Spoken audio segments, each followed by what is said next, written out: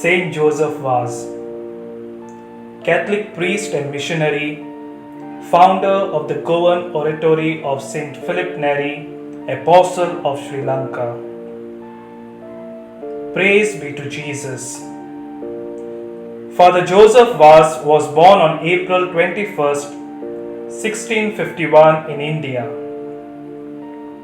He was a Goan, born in Benauli, and was raised in the villages of Benauli and Sankwar.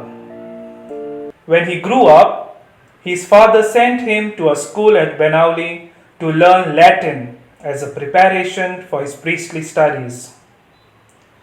Joseph made such rapid progress in his studies that his father decided to send him to the city of Goa to the Jesuit College of St. Paul. After completing his studies with the Jesuits, Joseph entered the Academy of St. Thomas Aquinas for his philosophical and theological studies. In 1676, he was ordained a priest. How the call to mission came to him, we do not know exactly. He knew about the misery of the Catholics of Ceylon, present-day Sri Lanka, and their complete abandonment. Ceylon was a Buddhist country, but there were at that time a large number of Catholics living on the island without a priest or a church. In 1658, the Dutch, being adherent of the Dutch Reformed Church and fearing that Catholics would support the Portuguese, began to persecute the Catholics, forbidding the practice of the Catholic faith within their territory.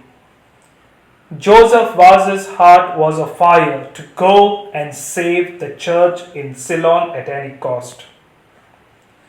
He presented his request to go to Ceylon to the church authorities, but he was asked to serve the abandoned Catholics of Kannada, present-day Karnataka, in southwestern India. Joseph lived in Kannada for 4 years. During that time, he gave shape to the Church of Mangalore, where he had arrived in 1682. He built churches and chapels in many villages. He opened a small school, appointed a catechist, and made provision by establishing confraternities for the maintenance of the church. In 1684, Joseph made his way back to Goa. There he found a small community of Goan priests at the Church of the Cross of Miracles. He entered this tiny community and was elected the superior. Within a few months, 7 more priests joined the community and gave it a new energy. To give a form of stability to the community, Joseph then organized the Goan community into the Oratorian Institute of Milagristas of Goa. The Goa Oratory of St. Philip Neri is assumed to be the first fully native religious community of the Latin Rite in Asia. This indigenous priestly community was the ideal group to work in Ceylon and to restore the Catholic Church there. After a 6-month stay in the oratory, in March 1686, Joseph set out for Ceylon.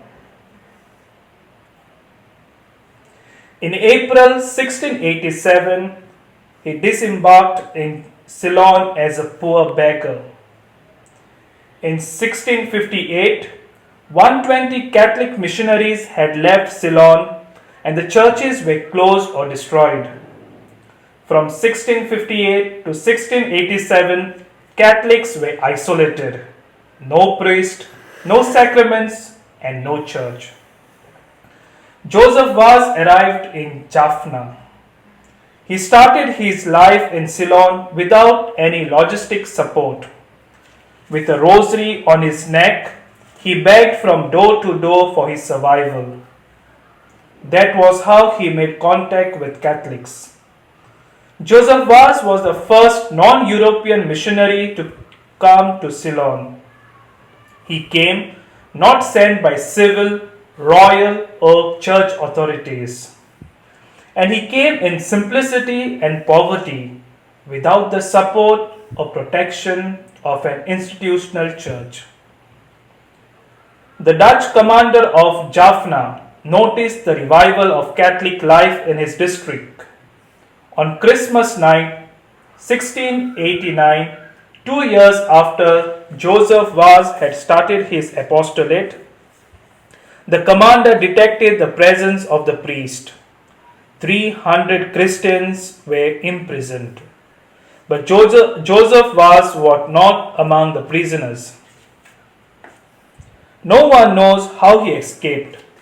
With the help of some Catholics, he went to Puttalam, since this was part of the Kandy kingdom outside the Dutch authority. Joseph Vaz had chosen Kandy, the center of his apostolate, to avoid the vigilance of the Dutch. But as soon as the king, Vimala Dharma Surya II, was informed, Joseph Vaz was bound in chains and conducted to a prison in Kandy, as he was seen as a foreign spy. Joseph Vaz studied Tamil, and now in Jaffna, in the prison, he started to study the local language Sinhala. In 1693, the king set the priest free. As soon as he obtained the freedom to minister to the Catholics of the city, Joseph Vaz had the people build a simple church and dedicate it to Our Lady. In 1696, there was a prolonged drought in Kandy. The king was very much distressed and asked the highest Buddhist religious leaders of his kingdom to perform their ceremonies to call down rain. But it was to no avail. The king then asked Joseph Vaz to pray to his God and obtain rain for his kingdom. Joseph Vaz asked the king's request by a prayer in the public square the next day. It brought such an abundant rain that Joseph Vaz won the sympathy of the king, liberty for himself, and permission to bring more priests from the Goan Oratory. In a letter dated February 10, 1696, the Bishop of Cochin appointed Joseph Vaz as his Vicar General with full jurisdiction, spiritual as well as temporal, over the entire island of Ceylon. In 1696, the Oratory Fathers of Goa began to arrive on the island, and so a properly instituted mission was established. Joseph Vaz undertook long missionary journeys throughout a large portion of the west of the island. He even entered the city of Colombo and continued his journey and missionary apostolate in various parts of the country.